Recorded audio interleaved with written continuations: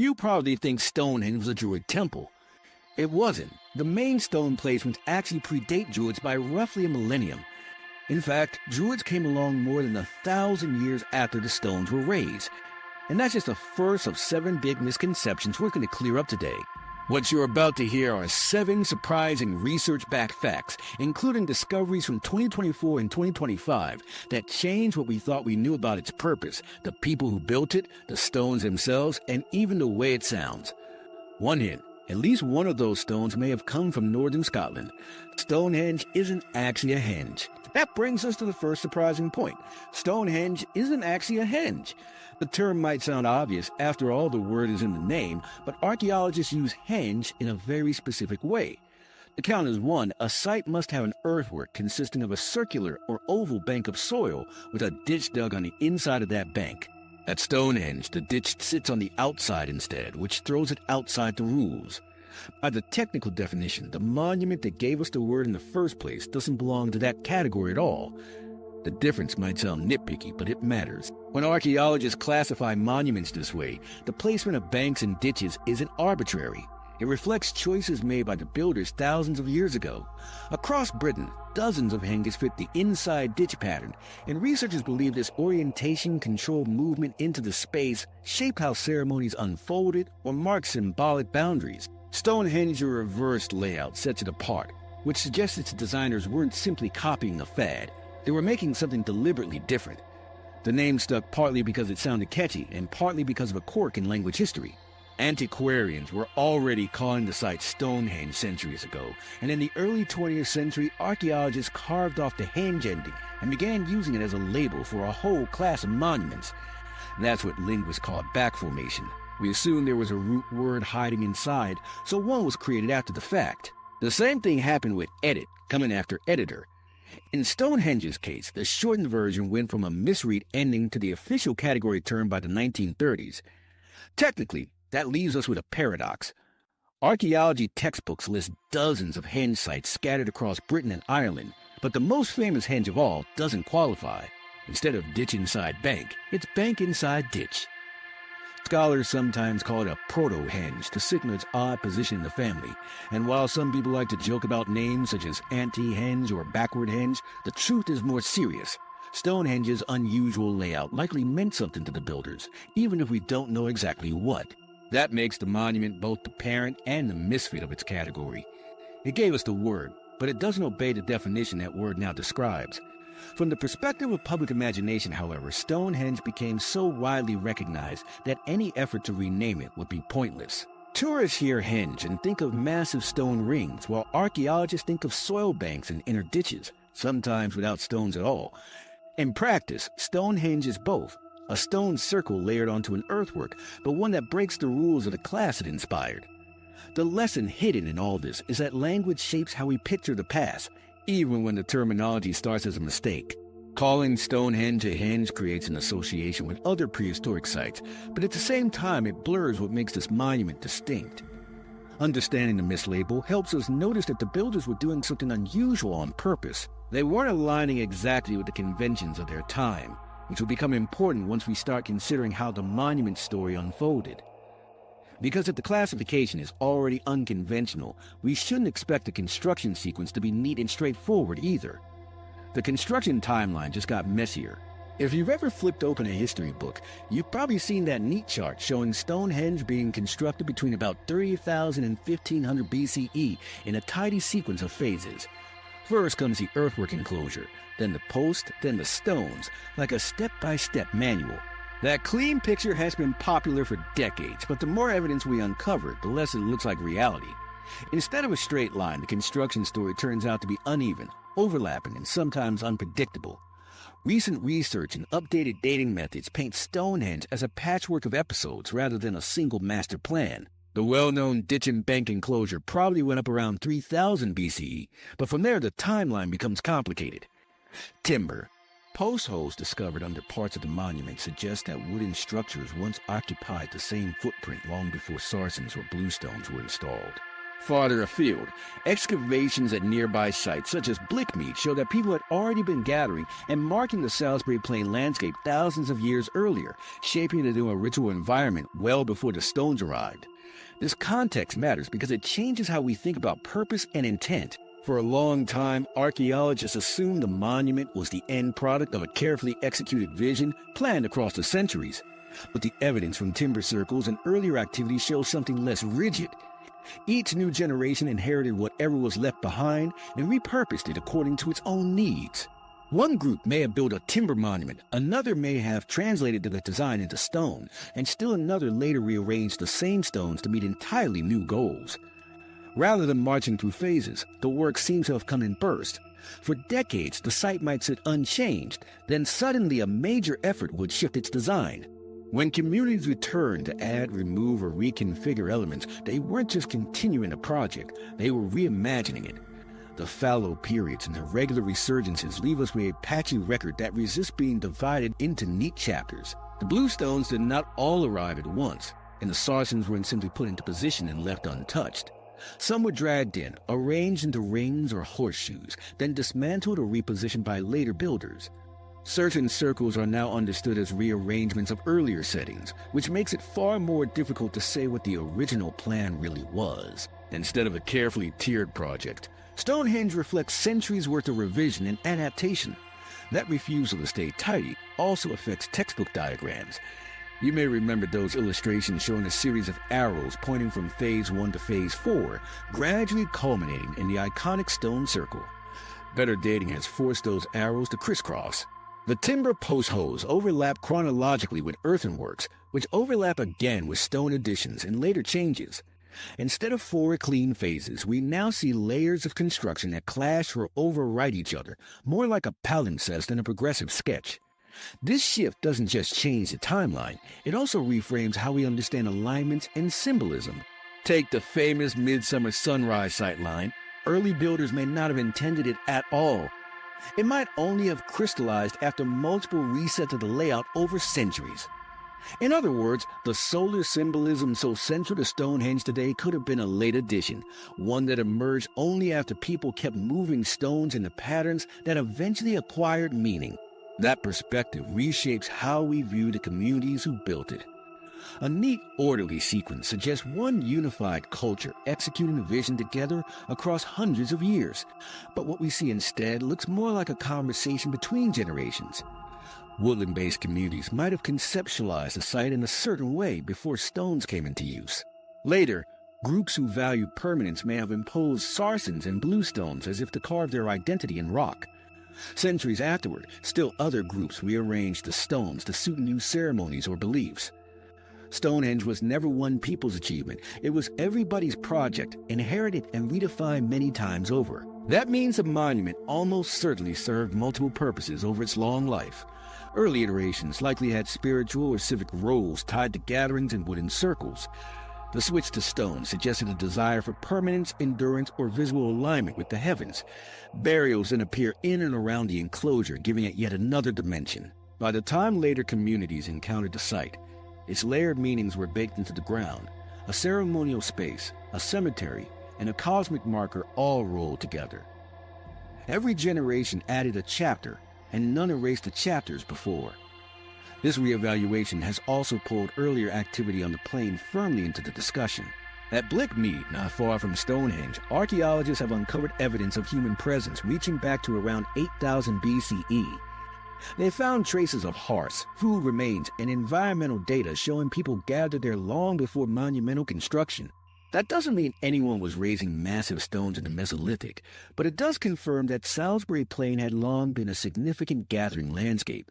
By the time communities began setting up ditches, timber posts, and later stones, they were tapping into a tradition of ritualized space that stretched back thousands of years. Thinking of Stonehenge as a long-term process rather than a single project also helps explain the mix of planning and improvisation. A generation might have imported bluestones only to shift them later. Another group could decide to rearrange the earthworks to match new social conditions. These decisions weren't accidents. They demonstrated the monument was a living site, a canvas altered and reinterpreted over time. One of the most striking elements of this ongoing revision is the scale of effort involved. Moving multi-ton stones across long distances or resetting them after generations of weathering was a formidable task, demanding communal labor. But those efforts happened unevenly, sometimes separated by centuries. Between those episodes, people may have continued to use the monument as it stood, gathering in whatever form it then had. That flexible use suggests the monument was never unfinished to the people involved. It was always active, always functional, whatever its current shape. When you view Stonehenge this way, the idea of a single fixed purpose becomes impossible. Instead, the monument reflects a dialogue stretching across 1,500 years, with each period adding to or redirecting the narrative.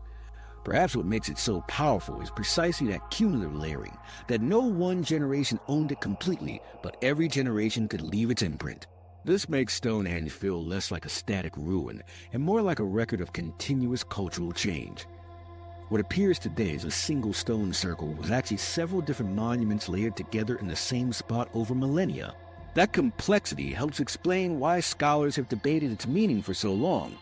Every interpretation captures part of the truth, because Stonehenge really did embody many different truths at different times, and that long sequence of rebuilding and redefining had consequences for how people experienced it. Each new layout did more than reshape the landscape visually.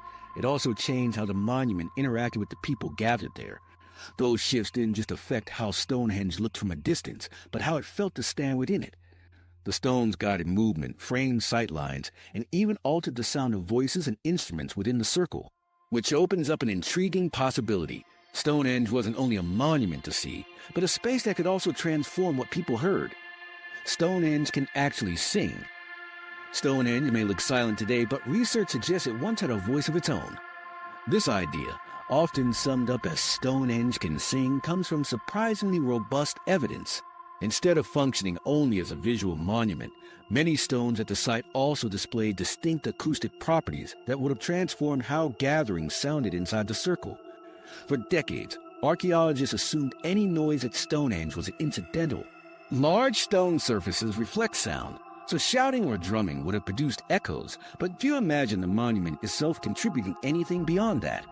The surprise came when experiments showed that Stonehenge does more than bounce noise around. Certain stones, particularly the smaller blue stones, can resonate. Struck directly or stimulated by surrounding vibrations, they emit clear, ringing tones, almost as if the stones are instruments in their own right. The blue stones make this intriguing because they were transported from over 200 kilometers away in the Pressy Hills of Wales, rather than sourced locally. When researchers tested similar rocks in those quarries, they discovered the same phenomenon. Locally, these rocks had even been used as ringing stones, tapped to create simple bells and rhythms. It now appears quite possible that prehistoric builders were aware of this special quality and chose the blue stones for more than their size or color. They may have valued how these stones sounded when struck. When arranged in arcs or partial circles, the blue stones don't just reverberate individually, they interact. Their vibrations can cancel or reinforce one another, creating fluctuating sound patterns across the enclosed space. Imagine a group chanting while drums pound inside Stonehenge. Instead of sounds simply echoing back, the stones themselves would begin to layer their own tones over the performance. For people participating thousands of years ago, that could have produced the impression of the monument resonating with them, responding as though alive. Tests confirm that this isn't just speculation. In 2020, Trevor Cox and colleagues at the University of Salford built a 1/12 scale model of Stonehenge and measured how sound behaved inside it. Using this scale replica in a controlled chamber, they found the monument amplified certain frequencies by about 4 decibels compared to open air and extended reverberation, beyond what the bare landscape would naturally provide. 4 decibels may not sound dramatic today, but in an ancient ritual setting, without stages or loud instruments, even a modest increase in projection could have concentrated attention inward and bound the group together.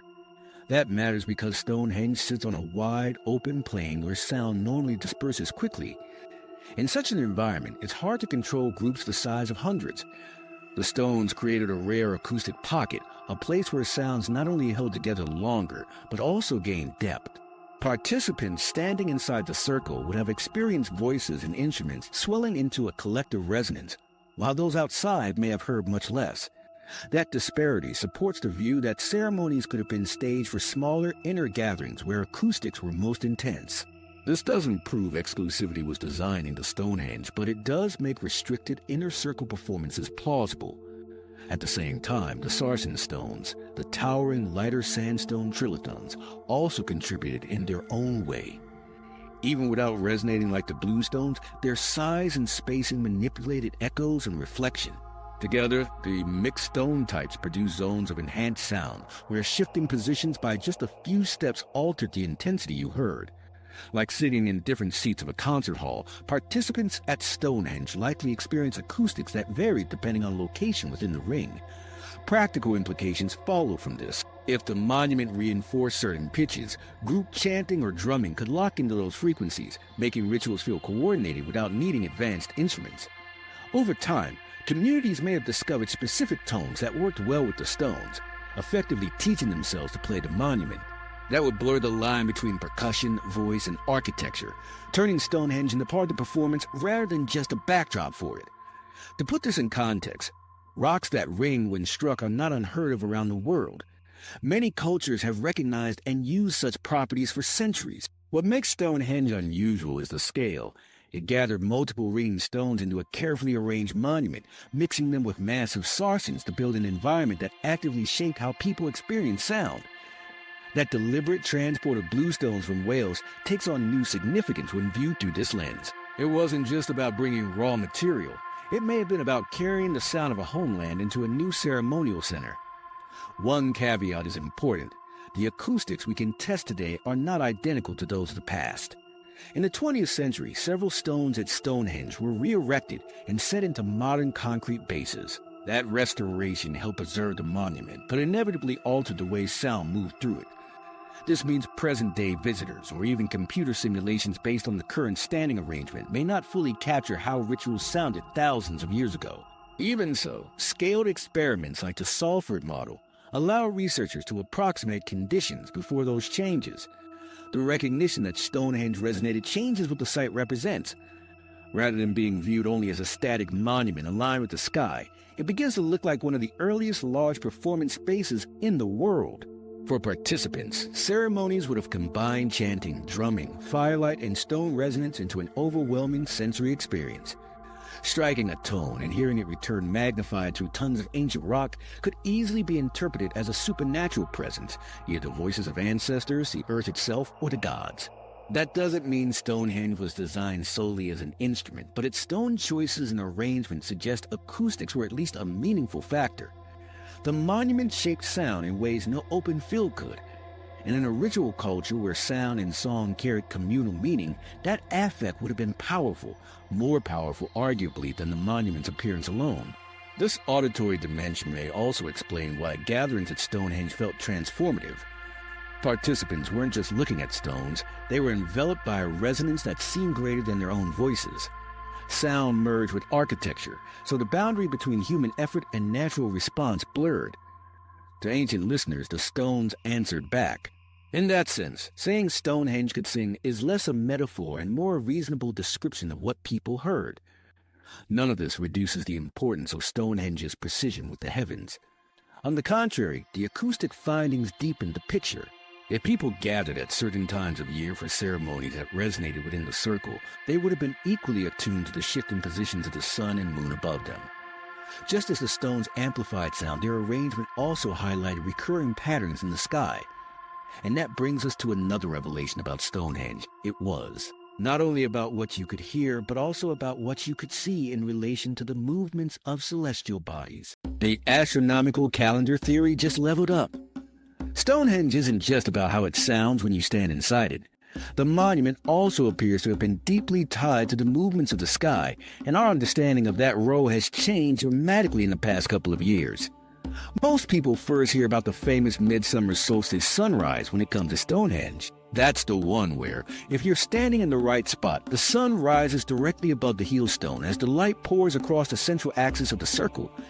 It's a striking sight, and every June thousands of people gather to watch, making it one of the most familiar associations with the monument. For a long time, this was thought to be the main astronomical feature, a way to track the longest and shortest days of the year so early farmers could organize their agricultural calendar.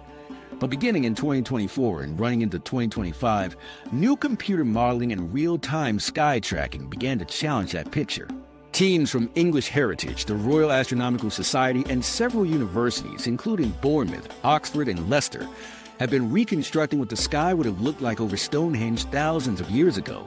They adjusted for changes in the tilt of the Earth's axis and other astronomical shifts, then tested how the movements of the sun and moon lined up with the stones. What they found suggested something more ambitious. The alignments might not only capture the solstices we already know about, but also key phases of the moon's much longer cycle. In particular, recent attention has focused on the so-called lunar standstills. These occur roughly once every 18.6 years, when the moon reaches its extreme northernmost and southernmost rising and setting points on the horizon.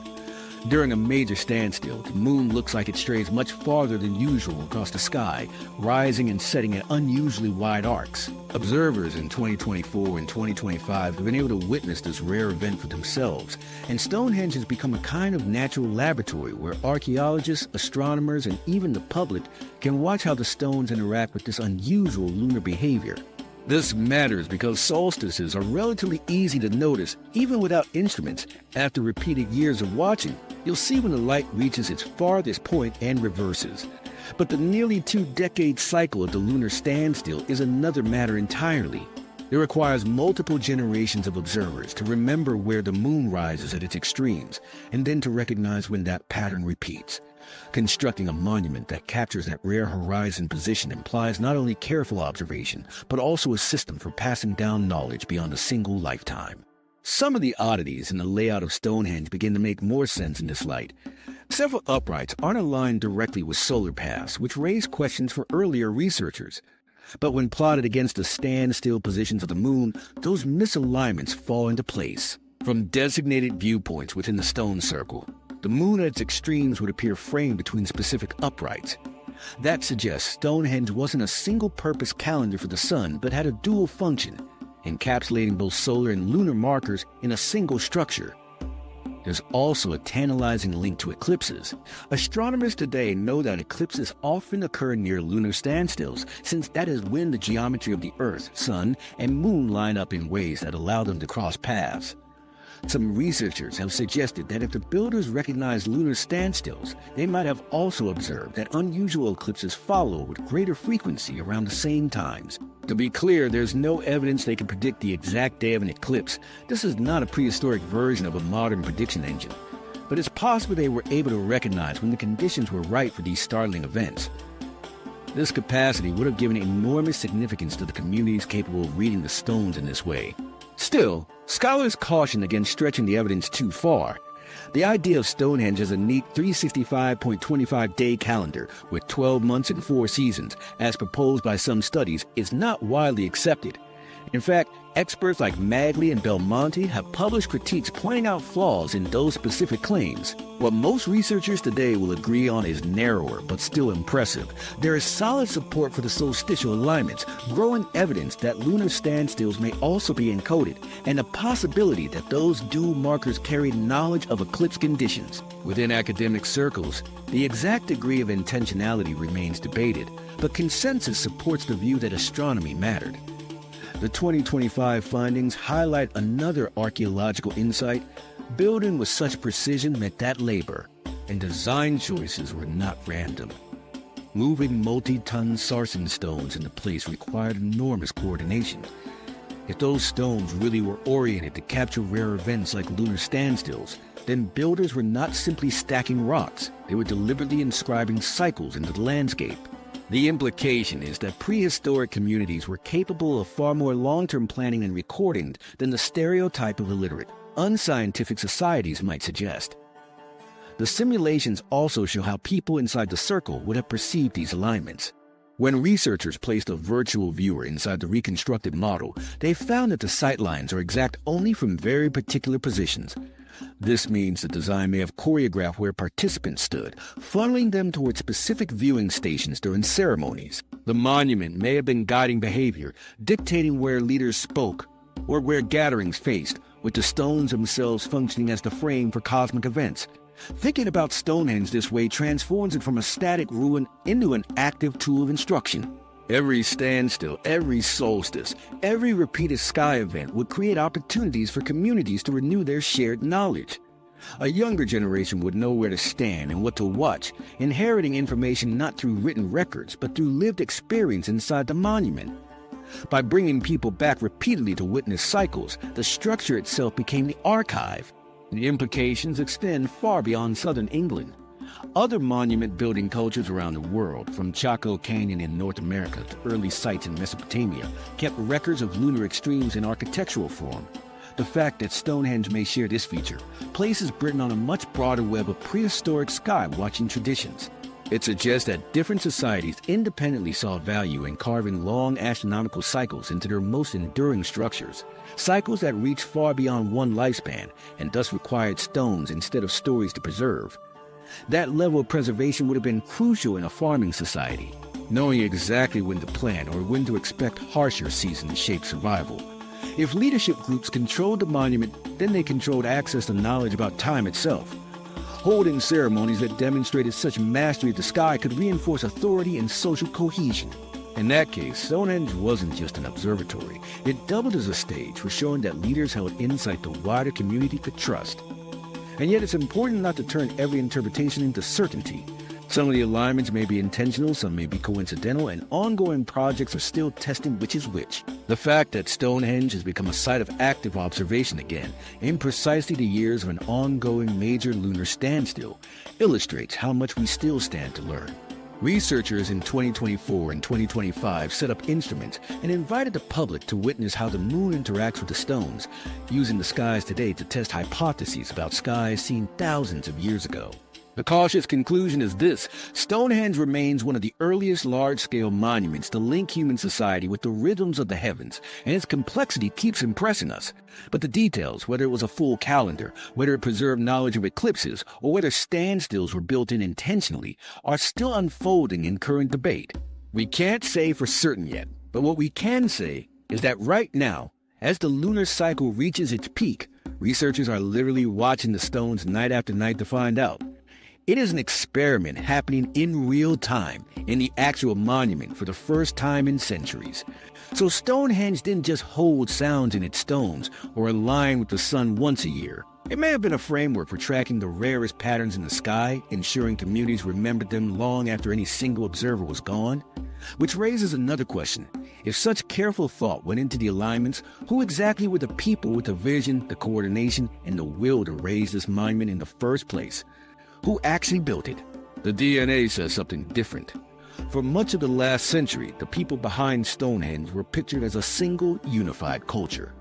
Popular illustrations often showed one community laboring together in harmony, raising stones over generations with shared traditions and a common purpose. Others leaned in the myth, imagining mysterious strangers arriving with advanced knowledge, or even a vanished lost race credited with impossible achievements.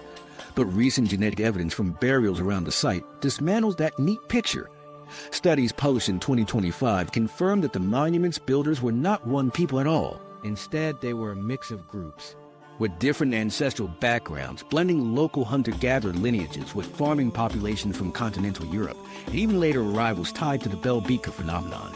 The cornerstone here is DNA analysis taken from human remains buried in and around Stonehenge. Archaeologists have long known that hundreds of cremations and individual graves surrounded the site, but before genetic testing, the identities of those people were mostly interpreted through artifacts or skeletal features. Improvements in sequencing ancient DNA have now changed that. Researchers have been able to recover genetic profiles showing strands of ancestry tied to Britain's older Mesolithic hunter-gatherers, the early European farmers who spread agriculture from the continent, and newcomers associated with the Beaker expansion that appeared in Britain around 2500 BCE. These shifting markers now match up with the overlapping phases of Stonehenge's use, offering a far clearer portrait of who was involved. The blending revealed in these profiles matters. Archaeologists had long debated whether Britain's move toward farming around 4000 BCE was a purely local development or whether migrant communities brought it here. The burials from Stonehenge proved the reality was never simple. Farming communities and the descendants of hunter-gatherers weren't entirely separate. They lived alongside one another, intermarried, and produced later generations that carried both traditions in their genes. The monument then emerges not as the heritage of one isolated society, but as the product of continual mixing, where rituals and labor united multiple groups. This picture challenges familiar but outdated ideas. The notion of one tribe commanding the entire enterprise collapses under the weight of the DNA. Equally, 18th century fantasies of ancient Druids as its architects fail not just because Druids lived a millennium later, but because the evidence shows the builders were never one people to begin with. Stonehenge reflects communities that were diverse, multi-layered, and constantly evolving. That reality is harder to romanticize, but makes the achievement more human. The practical implications are equally compelling. Constructing stages of Stonehenge required enormous cooperative effort, dragging bluestones from Wales, setting up Sarsens weighing over 20 tons, or rearranging structures centuries after they were first installed. Genetic evidence of mixed ancestry suggests those efforts were carried out by people who were not culturally uniform. For descendants of hunter-gatherers and new farming arrivals to unite in such long-term work, ceremonial labor itself may have been a way of forging alliances. Every stone raised was more than architecture. It became a literal demonstration of cooperation across social and genetic divides. The burials highlight this in especially vivid ways. For decades, scholars debated whether those buried at Stonehenge were elite reserved special resting places. The diversity in genetic origins tells another story. These were not a single class set apart, but people from mixed backgrounds buried together, their remains physically embodying the merged community. Far from exclusion, the dead of Stonehenge represent integration. When bones with farmer ancestry lie side by side with those tied to Britain's older lineages, it becomes hard to imagine the site as belonging to one narrow identity.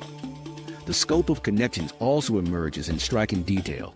Genetic links extend beyond Salisbury Plain, tying certain individuals to regions of Wales, the same region that supplied Stonehenge's portable bluestones. Other markers trace back to continental Europe, connecting Stonehenge's community to much wider networks. In light of this, the monument was not only a local structure, but also a hub where people, skills, and ideas arrived from afar. The stone's long journeys mirrored the varied ancestries of the people who gathered them. Together, they testify that Stonehenge was part of broader patterns of mobility and exchange across prehistoric Europe. One particularly revealing detail from the 2025 studies concerns what happened after around 2500 BCE, when the Beaker culture expanded widely across Britain. Genetic data shows that this movement brought dramatic turnover in the island's population. Within a few centuries, much of the ancestry of earlier groups was replaced or blended into a new demographic profile. Importantly, that shift did not erase Stonehenge. Later communities, some with roots in continental Europe, continued to gather there, making use of a monument they had not constructed themselves. In other words, Stonehenge was resilient enough in its meaning that incoming groups adopted it as part of their social landscape, even if they were genetically different from many people buried there earlier.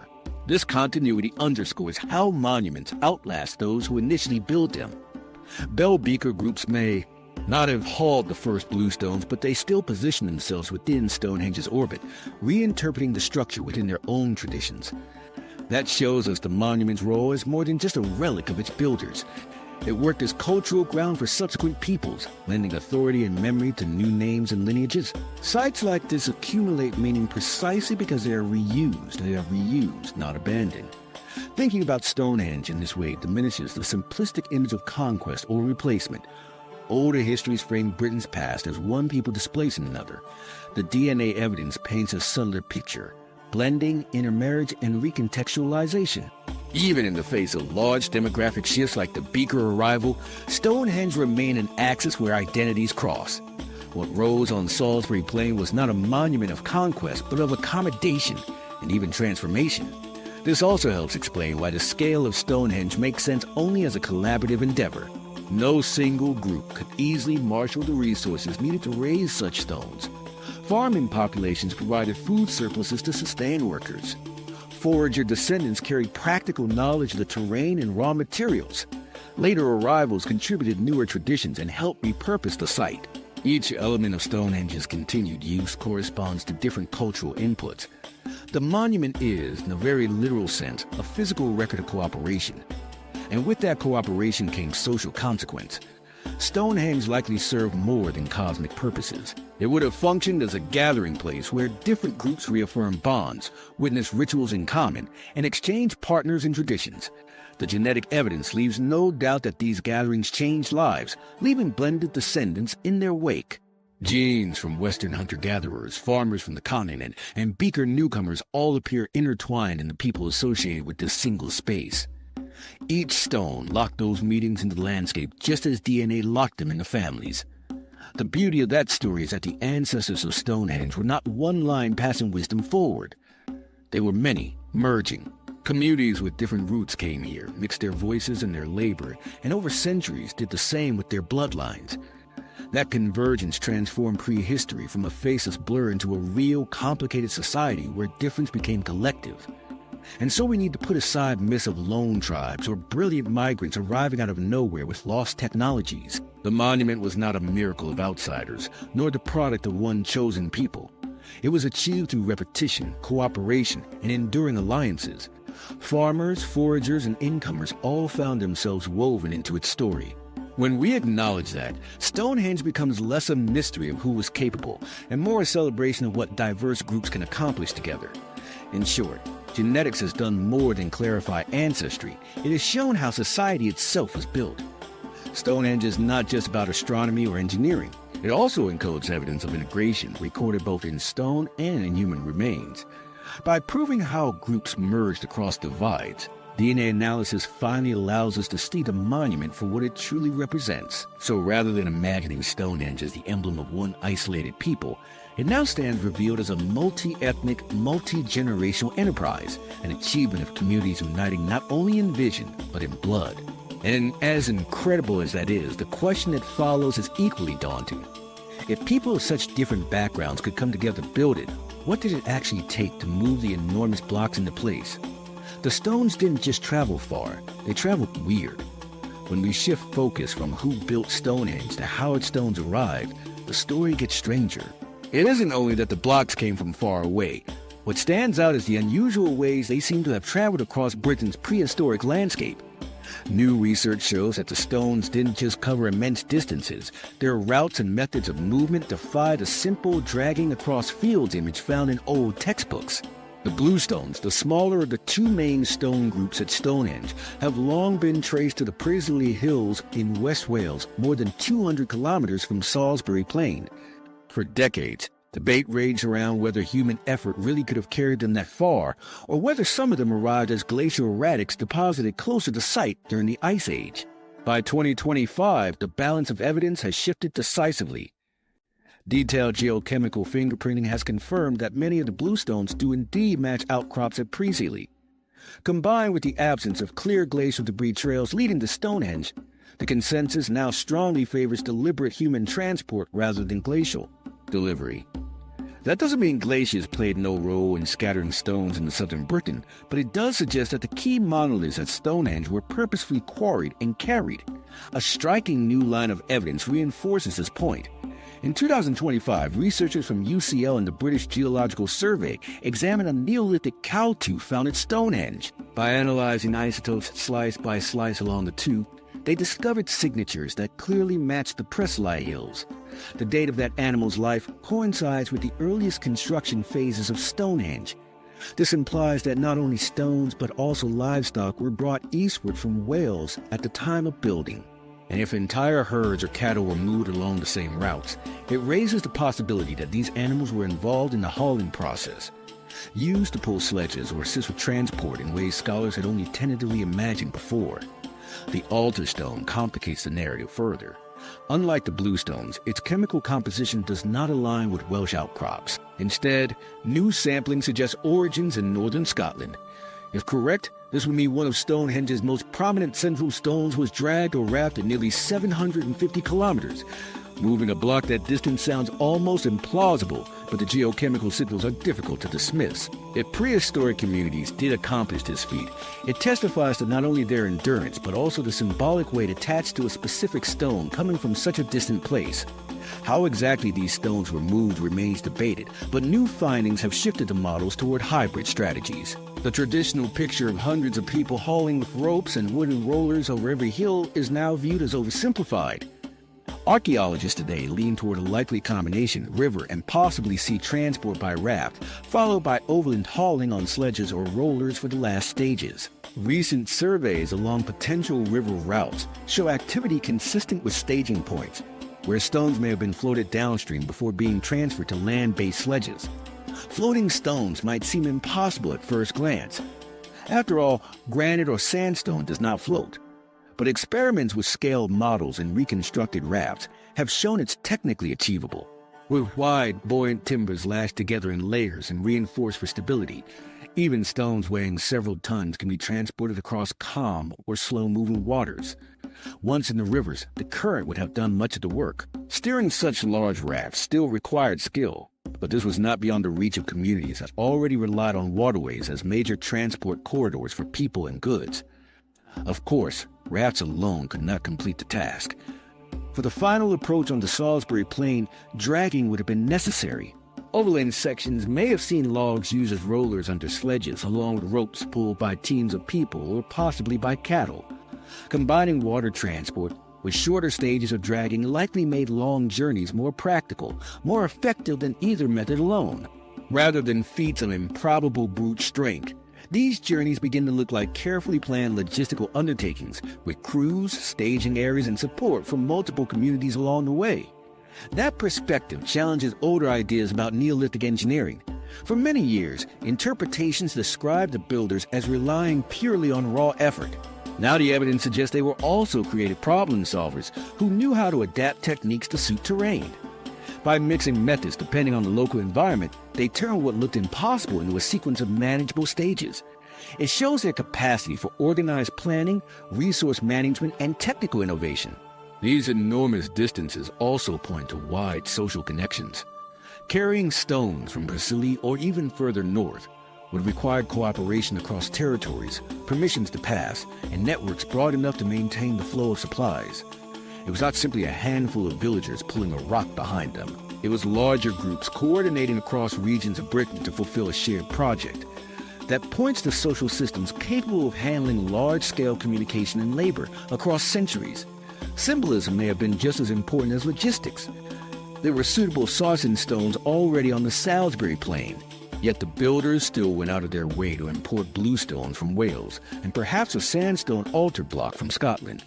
Scholars increasingly suggest that the act of moving stones from distant landscapes had meaning in itself.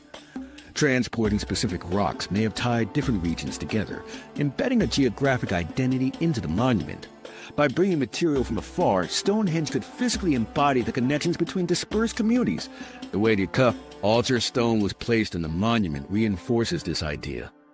Laid flat along the central axis, it became the literal focal point of the arrangement.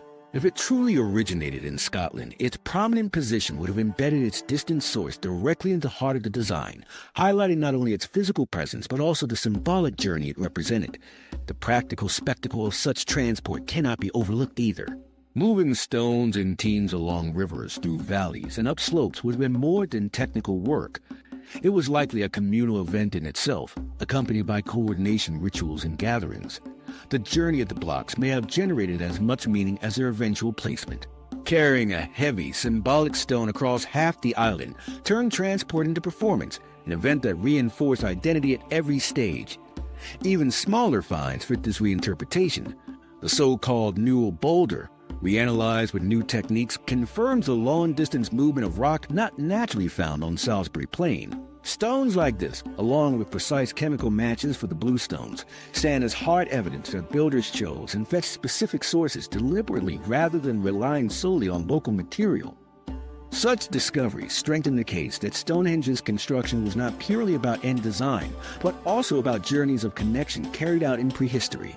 In the end, the movement of the stones reveals as much about the people as the final circle does.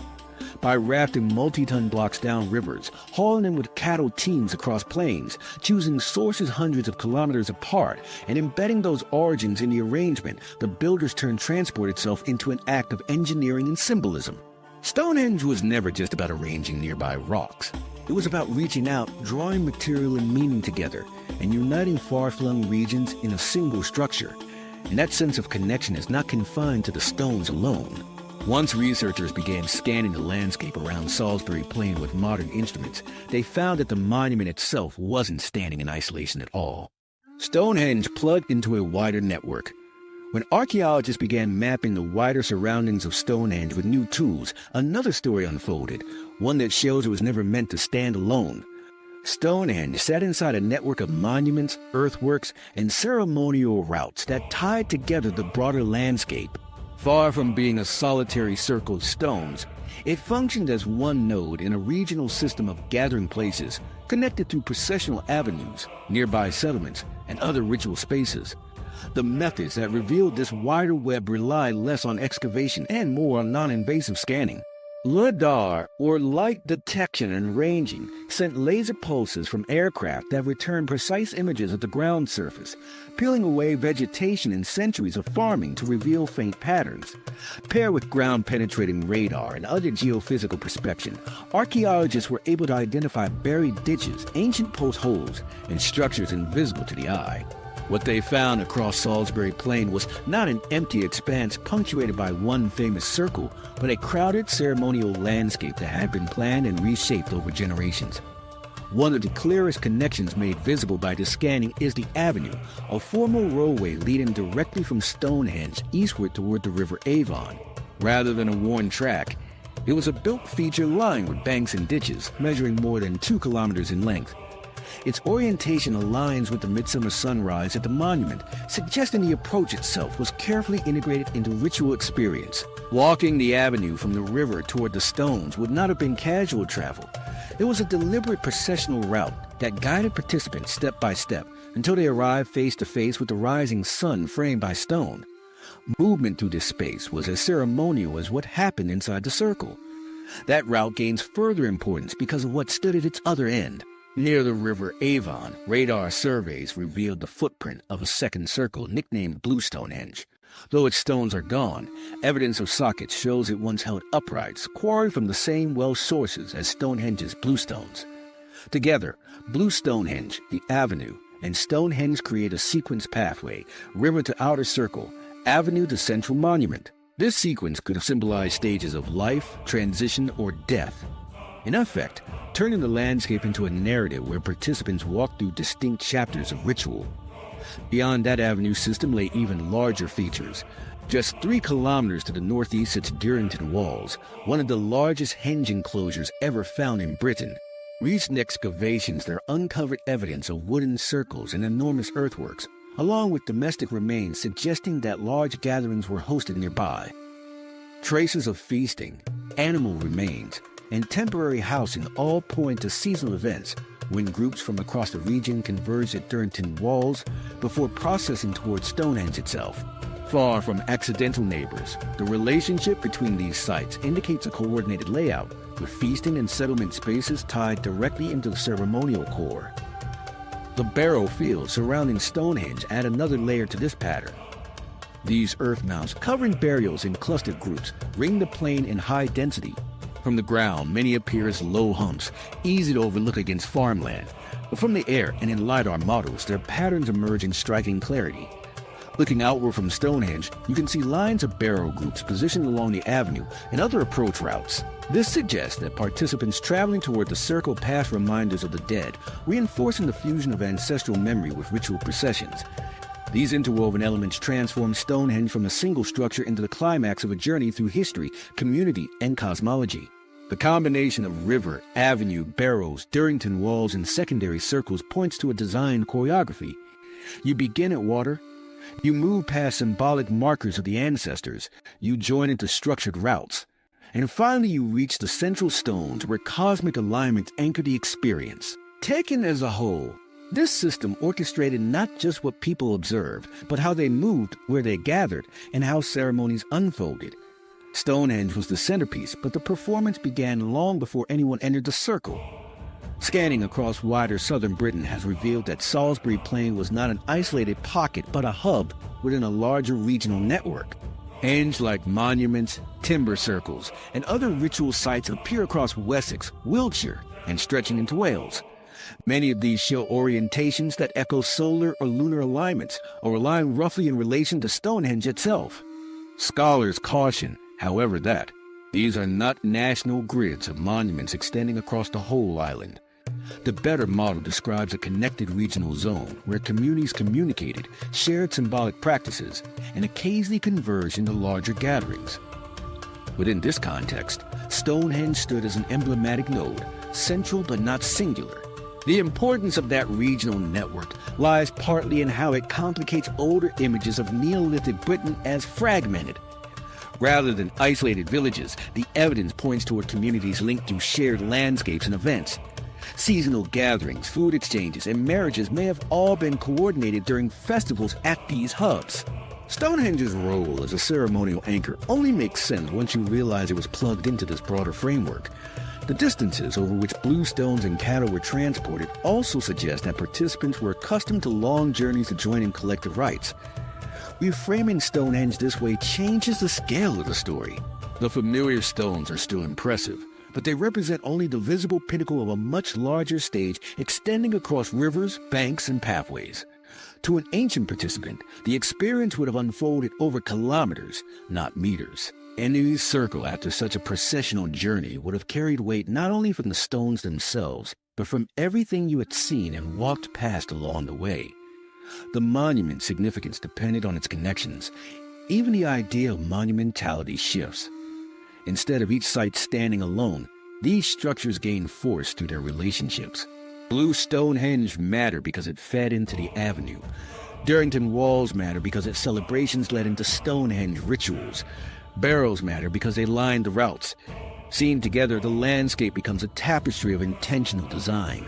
What modern scanning has done is not add new importance from the outside, but rather restore the visibility of features that were always meant to work in concert. Another angle worth considering is the symbolic role of movement from water to stone. Rivers in ancient thought often carried connotations of passage, transformation, or contact between worlds. Linking those rivers directly to avenues aimed at solar or lunar events anchored human cycles into a larger cosmology. Moving from river to blue, Stonehenge to Stonehenge could have enacted stories of origin, death, renewal, or cosmic order. Walking the route wasn't just part of ritual, it was ritual. One of the striking lessons from this picture is that Stonehenge's true meaning emerges only when you embed it in its wider network. Detached from that context, it looks like an isolated ring of stones, a marvel but a mystery. Within its landscape, it becomes part of a structured whole that maps human, ancestral, and cosmic concerns into a single lived experience. Without the network, the circle is incomplete. When you stand today on Salisbury Plain, erosion and centuries of agriculture make most of these features hard to notice. But with radar and LiDAR, faint marks snap back into visibility. What looked like meaningless rises in the soil become recognized as banks guiding processions. What seemed an empty field turns out to have been filled with post holes marking vanished wooden structures. These details flesh out an environment where every part of the journey carried meaning. Understanding Stonehenge as part of this connected system also prepares us to confront how its story has been misrepresented later.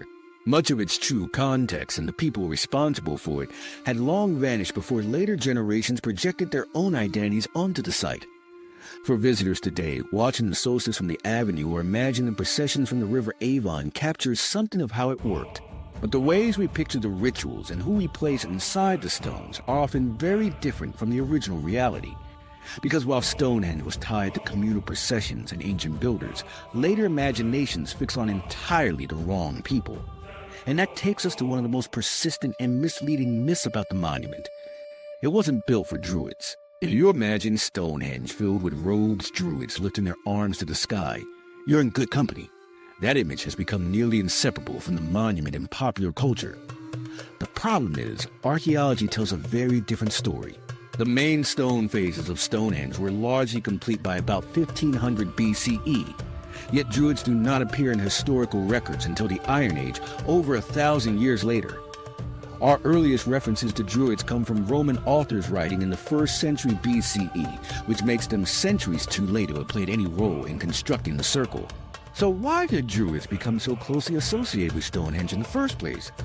The answer lies not in prehistory, but in the imagination of 18th and 19th century Britain. Antiquarians, the early collectors and amateur historians, were trying to explain ancient sites at a time when they had no radiocarbon dating, DNA analysis, or precise excavation methods. They lean heavily on fragmentary Roman texts which describe Druids as enigmatic priests among the Celts. Since Stonehenge was mysterious and Druids sounded mysterious, antiquarians linked the two together. The story fit the romantic taste for ancient wisdom and national identity, and soon the Druid narrative was inseparable from the site. This romantic reinvention had social and cultural weight. During that period, Britain was in the middle of nationalist debates and an intellectual movement known as Romanticism, where people sought to connect with a mythic pre-Christian past. Attaching Druids to Stonehenge gave the country a majestic emblem, turned the site into what seemed like an authentic spiritual legacy. Paintings and literature depicted Druids conducting dramatic ceremonies in front of the trilithons, and those images spread through guidebooks and public lectures. By the 19th century, the association was locked into popular imagination, despite the lack of real evidence. Set against the actual archaeological timeline, the mismatch is glaring. The final stones were raised in the late Neolithic and early Bronze Age, and by 1000 BCE the site was already fading from primary use. Druidic traditions, as far as we can tell from Roman accounts, belonged to Iron Age societies that thrived a millennium after the last great construction at Stonehenge. That chronological gulf is so wide that comparing Druids to builders is like suggesting medieval knights erected Roman aqueducts. One culture followed the other, but they never overlapped in the way the myth implies. Roman sources themselves deserve caution. Writers such as Julius Caesar described Druids, but usually through a political lens. To the Romans, Druids were at once philosophers, religious leaders, and potential threats. Their accounts highlight rituals in groves, sacrifices, and teachings on cosmology, but whether these were accurate descriptions or rhetorical devices is still debated. This means that even our knowledge of Druids themselves is layered with uncertainty. By contrast, the people who actually planned and raised Stonehenge left tangible evidence: stone circles, massive earthworks, and the remains of tools, food, and cremation spread across the plain. Putting Druids at the center obscures that material story and replaces it with a figure shaped more by Roman imagination and Georgian nostalgia than prehistoric fact. The persistence of the myth also speaks to the power of imagery.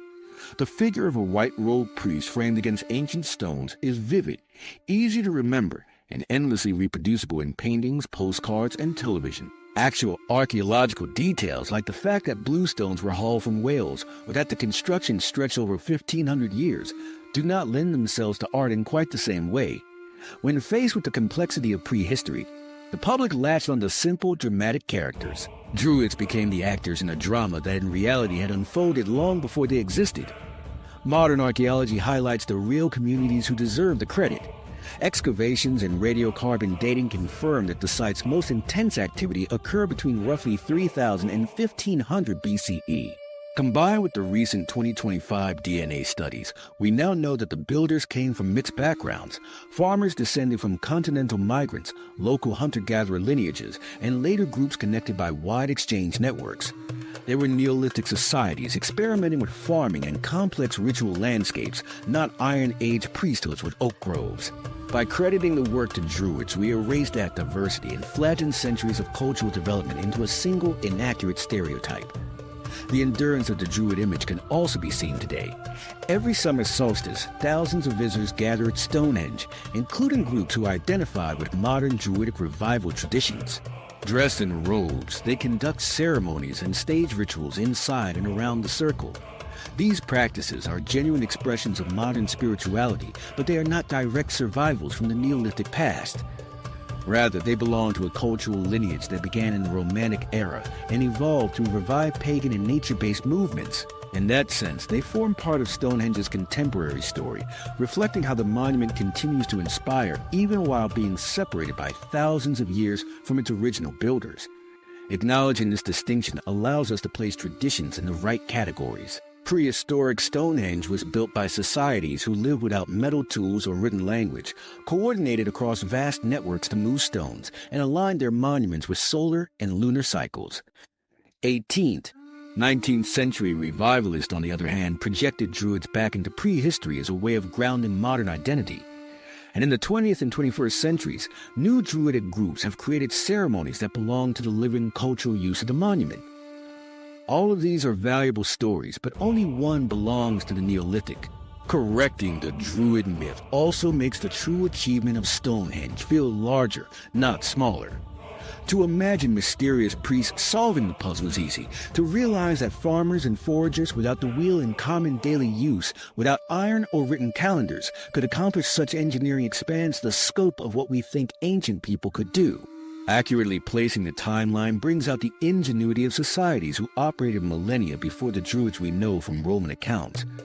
It shows that extraordinary architecture arose not because of mystical figures, but because of organized communities investing in shared monumental labor. It is also worth considering why misattributions like this matter.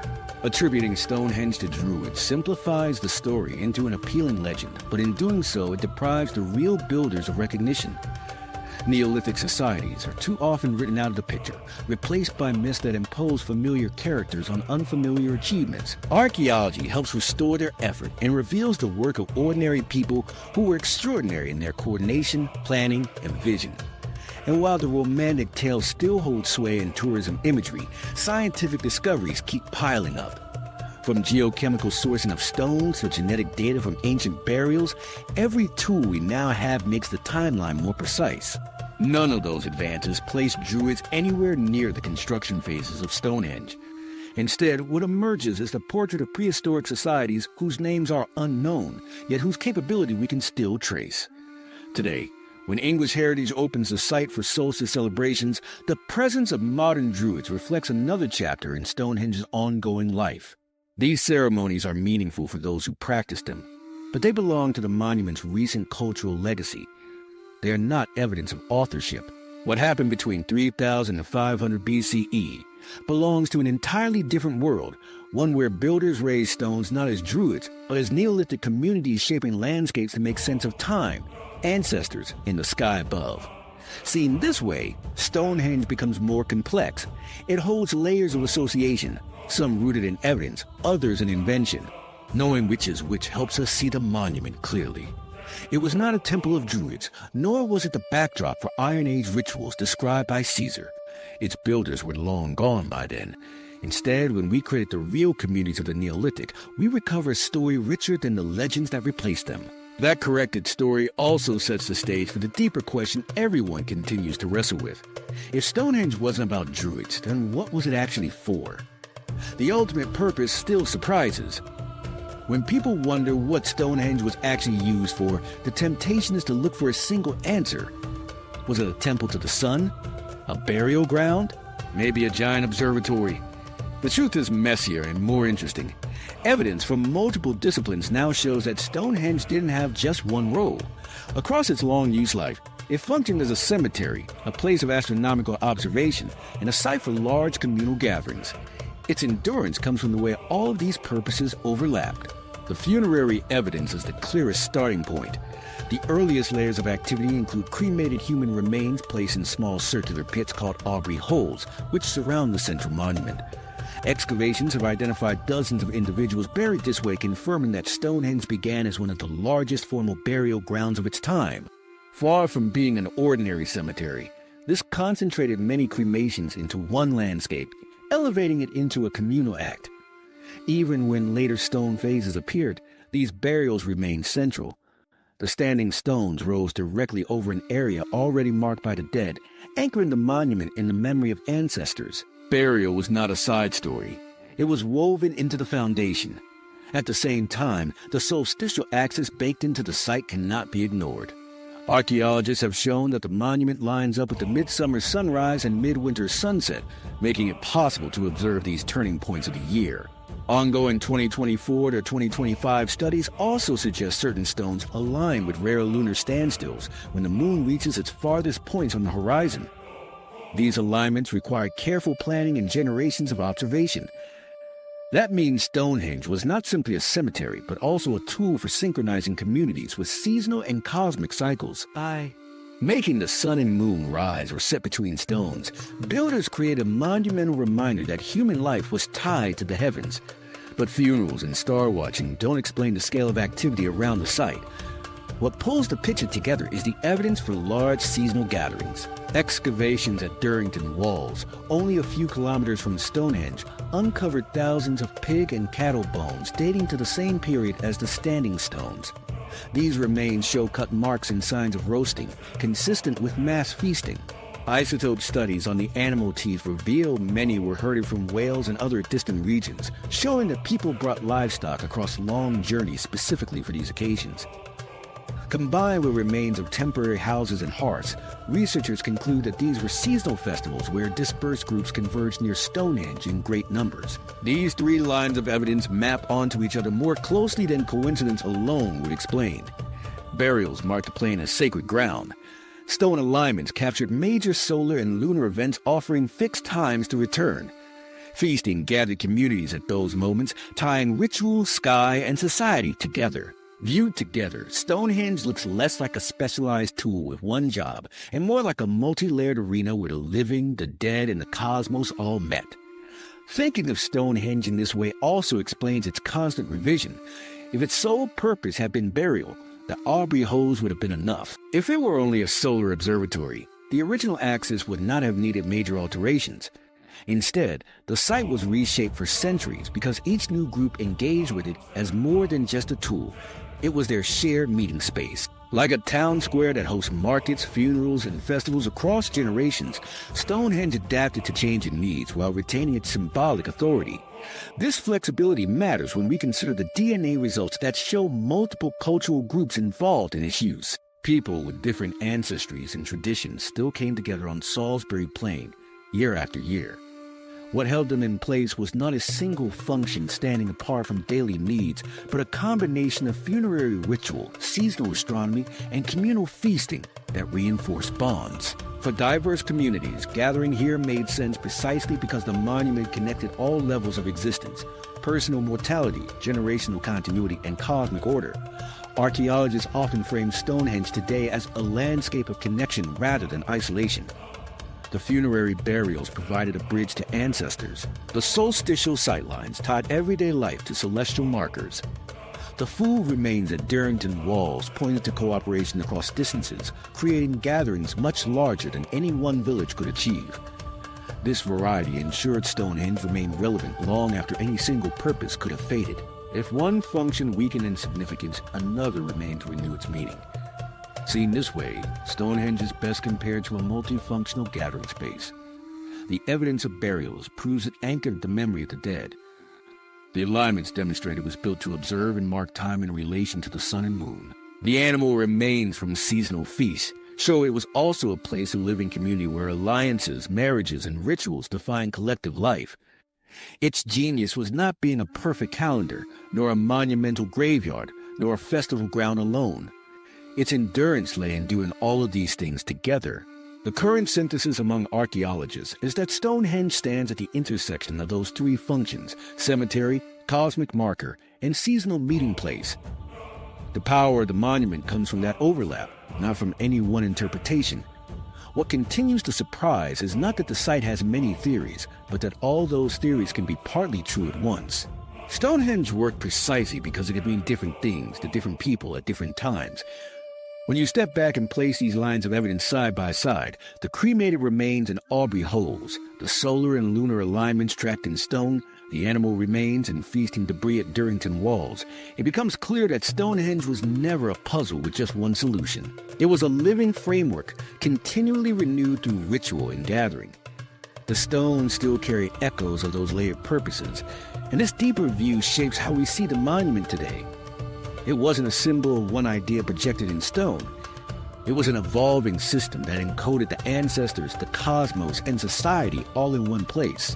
That combination is what has allowed the monument to remain fixed in cultural memory long after its original makers disappeared.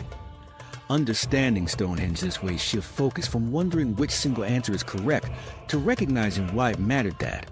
No single answer could define it. Most archaeologists now agree Stonehenge combined burial, astronomy, and seasonal assemblies. Its meaning was never fixed. Its power came from the way those elements reinforce one another in the same place. What that leaves us with is not a monument to a vanished cult, but a reminder of human ingenuity. societies creating shared spaces that connected life, death, and sky. That realization prepares us for one final step, seeing what this complexity ultimately tells us about the people who built it and why their achievement still astonishes. Stonehenge wasn't just a ring of stone set on a plain.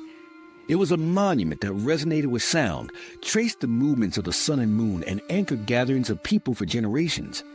Each discovery shows how communities without steel tools or writing still engineered something that transformed their world.